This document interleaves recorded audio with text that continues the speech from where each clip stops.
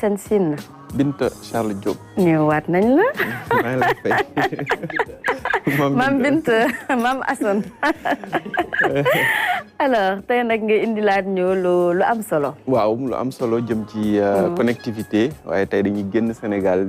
yam ci sous-région ouest africaine. bi nga xamante ne nii jamono yi ñu ngi ci ay liggéey yu am solo. ngir mën a boole seen doole ci wàllum connectivité rawatina ci wàllum backbone. ngir fexe ba gën a dëgëral taxawaayu souveraineté bu Afrique de l'Ouest ci wàllum connectivité.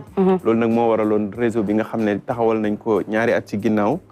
siège am nekk Guinée te ki ko jiite nekk Mali ñoom ñu ngi doon amal seen ñaareelu ndaje ren fii ci Dakar ngir nag waxtaanee li nga xamante ne nii mooy nan la ñuy boolee seen doole fexe ba backbone yi nga xam ne ñoo nekk ci Afrique de l'Ouest juróom-ñeenti pays teewee woon nañ ko. fexe ba backbone yooyu noonu mën a liggéeyandoo ensemble.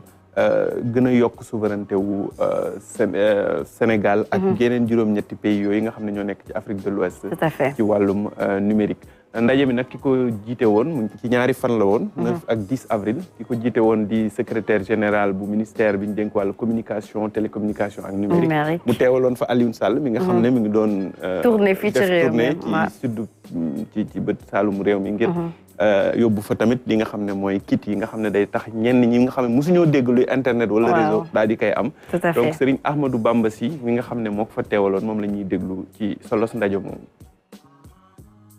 Les pays de l'Afrique de l'Ouest dañuy toog mbooloo di xalaatandoo di xàccandoo di dóorandoo ci lépp li nga xamante ne moo nekk ci lu ñu wax connectivité. waaw parce que ñoom ñoo yor lépp loo xamante mooy connectivité ci suñu dëkk yi maanaam suñu administration yi soo gisee ñu am internet soo gisee ñu mën a joxe des services numériques aux populations ñoom ñoo ko waral parce que ñoom ñoo mettre en place infrastructure yi ba pare di ko exploiter léegi nag ñoom lu ñu bëgg mooy infrastructure yi nga xam ne yii ñu ngi Sénégal yii ñu ngi Mali yii ñu ngi Guinée ñu boole leen mu nekk benn te loolu bu ñu leen boolee mu nekk benn dina am jeexital yu bëri bu ci njëkk mooy ci wàllum mutualisation dinañu permettre ñu am ay projets communs comme par exemple OMVS ñu mën a am ay projets communs développer ay barrages fii mën nañ am ay projets communs investir développer réseau yi mu nekk réseau boo xam ne dina gën a accessible population yëpp loolu dina indi ay économie mais également dina indi lu ñu woowee résilience parce que bu fii bu paanee dina mën a jaar ci beneen dëkk bi pour mën a jot ñi nga xam ne war na leen jot donc dina indi résilience dina indi souveraineté dinañ gën a mën a moom suñu bopp. mu ngoog mu doonoon ndaje wu am solo kilifa gi yëkkati fi itam ay kàddu yu mën a dalal xel bu baax a baax alors la question qui nous taraude véritablement yéen ñiy xarañ lool ci wàllum numérique backbone mooy lan. waaw backbone mooy li nga xamante ne nii mooy fil yi nga xam ne ci la internet bi jaar. muy jaar ci suuf si. ci suuf si nga xam ne nag yu mag yi nga xam ne moom lañ tëral nga xam ne day traversé daanaka réew mi yëpp. Sénégal am na ci loo xam ne ADIE. tey jii ñu koy woowee Sénégal numérique moo ko def. am na ci aussi yoo xamante ne nii opérateurs yi ñoom ñoo ko fi tëral. léegi réew mu ci nekk nag am nga sa société boo xam ne moo lay géreel sa fibre optique sa dorsale. sa backbone comme ni ñu koy woowee. léegi dëkk yooyu nag ñoom ñoo tasee ngir fexe ba xool nan lañ gën a mën a liggéeyee ensemble. ak réew yi nga xam ne ñoo bokk frontière nan la ñuy fexe ba. li seen réew yi ñu dendeel soxla ñu mën leen koo jox ci wàllu woowu noonu. ak nga xam ne moom mooy nekk prolongement wu câble sous-marin yi nga xam ne moom ci géej gi lay jaar. donc internet soit mu ngi jaar foofu ci backbone bi soit mu ngi jaar ci satellite. comme yi nga xam ne moom la ministre bi doon yóbbu ci yenn dëkk yi ci sud bi. mangoog te it Abdoul Aziz Bane le fait que ñu fexe ba bëgg lëkkale réew yi nga xamante ne ñooñu suñu ay wet on va dire ñu nekk un peu ci Afrique de l'Ouest ngir liggéey bi gën a mën a xarañ waaye gën a mën a yaatu. lu ñu rafetlu lay doon te it lu war a mën a am njeexital. wolof da koy wax ni wat gaal yëgoo. xàccandoo dóorandoo. maanaam yow sa réew rek mënoo dem naa demal sama bopp. dañuy wax lu bëri souveraineté mais mënoo tamit dem wax souveraineté te réew yi nga xam ñoo la wër doo ànd ak ñoom laxasooy goj ba permettre la tey jii li ngay def sa biir réew nga ko mën a fësal war a mën a protéger sa bopp ndax attaques yi fu ne lay jógee maanaam faaw nga lewal say bànqaas ba permettre la tey jii ñi nga xam ne ñoo ne sa wet yeneen réew yi seq ak ñoom jàmm déjà waaye tamit am ak ñoom ay collaboration yoo xam ne kenn ku ne li mu yor di nga ko yow gis nga mën ko copier ba tamit yow it mu amal la njëriñ loo xam ne nañ mën a protéger sa réew bu baax a baax mel ni monsieur Faye lu ñu duppee connectivité réseau bu baax doon na lu am njeexital lool ci ab réew ci fànn yëpp nag rawatina nag ci wàllum éducation absolument soxna Binta dama koy confirmer parce que les questions de connectivité pour ñun liy xew ci administration boobu noonu opportunité la pour ñun de l'éducation parce que en réalité ñun on est en plein dans ça au niveau de l'éducation la administration parce que bi président lancé le New Deal technologique ministère def ko feelu développer li ñuy wax une stratégie nationale pour numérique pour l'éducation. Tout à fait. Voilà te stratégie boobu noonu ci yenn ci objectif yi mooy ñu assurer une connectivité fiable l'accès à une connexion fiable à l'ensemble des établissements pour mun a déployer vulgariser l'utilisation du numérique dans les enseignements les apprentissages mais surtout dans la gestion ministère bokk na ci ministère éducation bokk na ci ministère yoo xamante ne ñu ngi en plein dans la dématérialisation plateforme de gestion yu bëri du domaine de gestion yu bëri dañ ko dématérialiser ci examen yi ci gestion matérielle et financière avec Finpronet ci gestion personnelle bi avec Mirador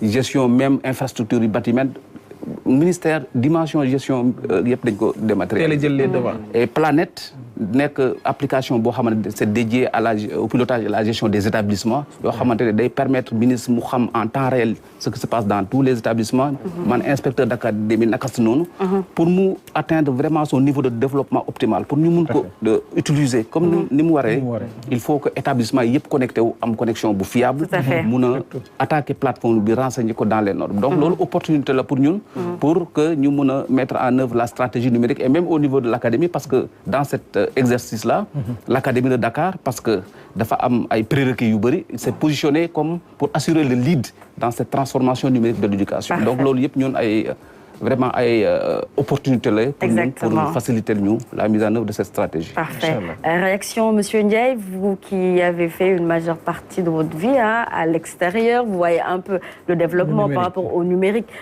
Et dernièrement, ici au Sénégal, on parle de New Deal technologique. Plusieurs initiatives sont en marche pour véritablement qu'on ait l'accès à une connexion véritablement universelle. On parle de connectivité universelle, justement. C'est essentiel, comme l'a dit M. Faye. Aujourd'hui, le e-learning, si on veut diffuser ce savoir, quel que soit dans le sport ou l'éducation, voilà, on peut améliorer le niveau des enseignants, on peut améliorer le niveau des élèves. On peut aussi permettre aux élèves de se connecter au monde. Tout à fait. Et aujourd'hui, YouTube et tout ça, c'est des plateformes où on peut apprendre beaucoup de choses. Il y a beaucoup de e-learning qui sont gratuits sur YouTube. Donc quand je vois l'évolution et le fait de se concentrer sur la connectivité, elle est essentielle aujourd'hui. Il faut s'ouvrir au monde pour pouvoir se développer ici au Sénégal. Parfait, c'est très important. Alors Assane suñu dikkaatee ci boobule ndaje ba tey ñeneen nit àddu nañ ci. waaw mu mel ni ndaje mi technique la woon. waaye tamit amoon na aspect commercial ndaxte ñi nga xam ne ñoo fa tase ku si nekk am nga loo xam ne. war nga ko mën a jëflante ak réew mi nga dendeel. juróom-ñeenti réew yi pour lim leen rek ginnaaw Sénégal bokk na si Guinée. Gambie. Mali, Niger ak Burkina Faso. ba ci Côte d'Ivoire ak réewum Ghana. donc biñ fa dajee tamit réew mi nga xam ne mooy Mali ak Sénégal ñoom am na benn xaatim sax boo xam ne def nañ ko ñoom tàmbali nañ liggéey bi ci jokkalante bi. ndaxte ñaari réew la yoo xam ne dendee nañ te réseau yi dem na ba daanaka. laale nañ ci frontière bi kër gi bool yi loolu nag moo tax Isidore Diouf ak ki nga xam ne mooy Cheikh Oumar Traoré mi jiite société bu nga xam ne mooy ñu koy waxee nawlewu Sénégal numérique foofee ca Mali xaatim nañ donc benn convention de partenariat Isidore Diouf sax moom moo ñuy wax fii nii li nga xam ne moo ci am solo ak ci ndaje mi tamit li nga xam ne moom lañ ci mën a jàngatee ginnaaw bi ñu tëral defee ñaari fan yooyu nga xam ne ñu ngi ko defee fii si Ndakaaru. dañoo ñëwoon dajaloo fii ci Dakar pour ñëw am ay waxtaan ci lu jëmee ci naka la ñuy def ba gën a dooleel suñu réseau yi. naka la leen koy dooleel nag mooy ku nekk si ñun vision bu mu am ñu ñëw séddoo ko partagé ko am ay échanges yu ñu ci am ci différentes dimensions muy nekk dimension économique muy nekk dimension stratégique muy nekk dimension surtout technique parce que réseau de communication balaa ñu ciy wax sa économie dañ ciy wax technique maanaam naka la ñuy def ba ñu lëkkaloo boole réseau yi ci wàllu xarale bi mu yokkal ñu ci koom-koom mais également yokkal nañu ci ay taxawaay maanaam lu ñu woowee résilience mooy lan. mooy maanaam dëkk boo xamante ne que su jotee am problème ci réseau am connexion am ak beneen dëkk bu ko gën a jege mooy tax coupure du am. wàllum réseau dafa stratégique suba coupure su amoon fii suñu fibre optique bi Sénégal yi dañ koy yëg te suñu demee nag lëkkaloo ak yeneen dëkk ba nga xamante ne que képp ku coupé interconnexion bu nga am sa dëkk dina la tax ba coupure bi du yàgg en terme de stratégie dafa am solo. yeneen ponk yi ñu fi waxtaanee mooy tamit dimension de collaboration bi parce que ay dëkk suñu booloo dara dafa am cadre réglementaire bu ñu ciy teg pour que ñu xam nu mu koy doxalee xam lu koy tënk.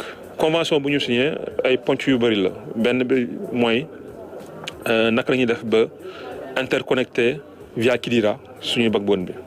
donc loolu dafay permettre que Mali dina am benn ouverture ci câble sous-marin bi boo xamante ne moom mooy connecté Cap-Vert te ñun tamit Mali benn corridor la boo xamante ne mun na fa jaar interconnecté yeneen pays yi muy nekk Niger muy nekk Burkina donc on peut dire que Mali c'est un vrai corridor par rapport à pays frontaliers yi. c'est une convention gagnant-gagnant boo xamante ne que dafay joxe preuve ne EROA nekkul ay wax kese ci ay jëf la ñu nekk. nga mu doon lu am solo nekk ñu ci ay wax kese ci ay jëf la ñu nekk. waaw jëf yi tàmbali na te li ko gën a yombal kon nu mu ko waxee moom mooy kuréel googu nga xam ne sos nañ ko. muy réseau ouest africain des backbones nationaux. ñu koy tënkee ROABN. mu amaloon donc ndaje mu am solo fii si Ndakaaru am yeneen ndaje tamit yoo xam ne am ci yeneen réew yi. ci yeneen réew yi d'accord donc gannaaw la rencontre de Dakar on peut espérer yeneen des autres 8 pays ah mën nañ fa amal itam ay rencontres de ce genre. waaw ginnaaw bu njëkk bi def nañ ko Guinée. ñaareel bi ñu ngi ko def Niger. d'accord donc Sénégal moo nekkoon ñetteel bi. parfait donc en tout cas on espère que yooyu le njeexital yi nga xamante ne ñooñu koy xaarandi ci boobu le projet Assane Sine mu doon li nga xamante ne dina antu bu baax peut-être un mot très rapidement ni ki démb daal dinañu tëj tournée bu ministre du numérique des télécommunications et de la communication fa fee ca Kër Madiabel. waaw wax nga ko léegi ci journal bi. mu nekk kon tournée boo xamante ne nii ñi nga xam ne ñoom lañ doon yóbbul. connectivité bi buñ ko waxee noonu ñoom xam nañ bu baax. waaw fi nga xam jéego yi nga xam ne seqi nañ ko. gis naa fi Medina Yoro Fula. waaw dem naa foofu da ngay dem bu foofu boo bëggee envoyé élément sax du dem. waaw xam nga département seul département boo xam ne amul 1 kilomètre de route goudronnée. moom mooy foofu noonu. donc nga yóbbul leen internet. dana changer lu bëree bëri ci seen dund. ndaxte ni ñu ko waxee rek Sénégal amoon na ay millions nit yoo xamante ne ni réseau dégg lañ ci am. maanaam ñoom duñ jëfandikoo internet waxuma la sax internet mais appel sax pour mu jàll mënuñ ko am. problème la donc satellite bi nga xam ne dem na ba tiim leen nga xam da leen di jox internet boo xam mën naa ne sax moo gën a gaaw ñun bi ñuy utiliser fii ci Ndakaaru ñoom nekk na lu am solo ci ñoom. te noonu lañ koy defee nag fépp ci Sénégal. ginnaaw sud bi yaakaar naa ne ministre bi ak délégation dinañ dem ci nord bi ànd ci ak waa FD Sud nga xam ne ñooy gérer connectivité universelle. ndax phase 1 bi la ñu boucler mais yeneen phase itam day daal di ñëw phase 1 bi rek 1 million de personnes lay constaté. c'est exactement entre Ziguinchor, Kolda et Saloum, Kaolack. En tout cas merci beaucoup Hadj Assane Sine amoon nañu mbégte di déglu la.